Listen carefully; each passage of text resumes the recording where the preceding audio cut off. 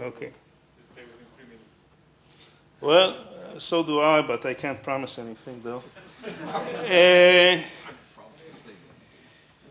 Aharonov-Bohm effects in barotropic magnetohydrodynamics. Let's recall the Aharonov-Bohm effect, where we have an area in which magnetic field is null, curl of A is null, and therefore, naturally, A is a gradient of some function, but the function is non-single valued, and therefore, the discontinuity of this function is just a flux. Now, there is an example. Just take a round solenoid, as in 1959 Aharonov-Bohm paper, and you can calculate this S, and you can see that S is just proportional to the angle theta, which is a non-single valued as claimed, and everything is okay. Now, what are the main features of the Aharonov-Bohm effect? Well, you need a domain that is not simply connected, but can be made simply connected by introducing a cut. Mathematically speaking, the domain has a non-trivial fundamental homotopy group. Now, the electron or its wave function do not fill the magnetic field, so we have non-locality. The potential vector is very important. It's not just a mathematical tool, as emphasized by many previous speakers. It's a physical quantity, but it's a physical quantity which is a gradient of a non-single valued function. And gauge freedom is not gone, but it's only limited to single valued gauges. Another thing which I would like to mention before speaking about MHD is Bohm's causal interpretation of quantum mechanics. And there is a quantum classical correspondence in Bohm's interpretation, which is not the standard Copenhagen interpretation. There are not too many minutes, so I will not explain about this approach. But I would say only one thing, is that according to Bohm, the phase of a wave function should be interpreted as a potential of a velocity field.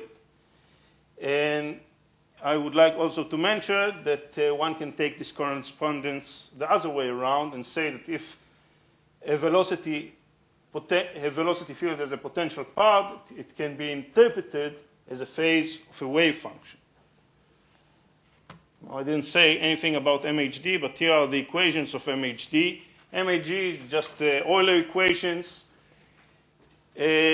Under a magnetic field, very good conductivity, so Faraday laws take the forms that you can see up there.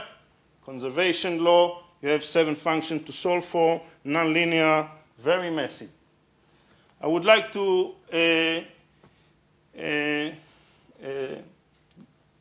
give your attention to only one of those equations. Now, this equation, which is very known in mathematical physics, means that the field lines, in this case the magnetic field lines, are co-moving, and they move with the flow as it moves under the equation, and hence the topology of the field line is conserved.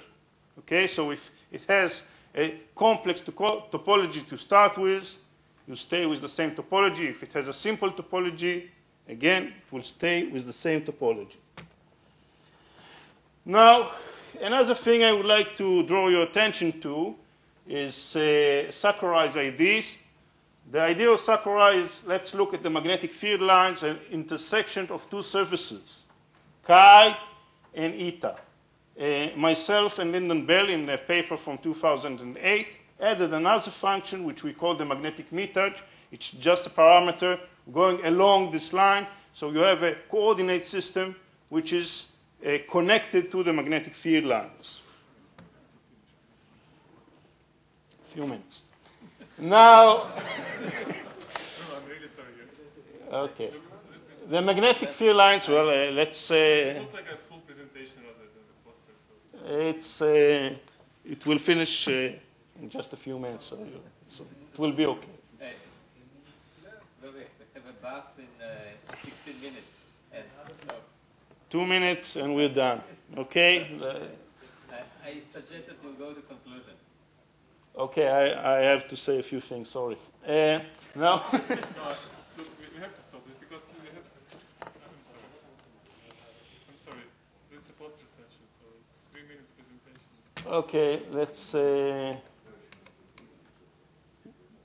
The thing is, we have two topological constants in MHD, which are the magnetic helicity and the magnetic cross helicity.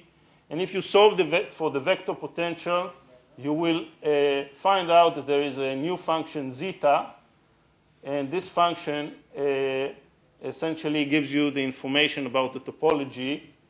And well, all this you can read in the poster session. And thank you for your time. Okay, thank you very much.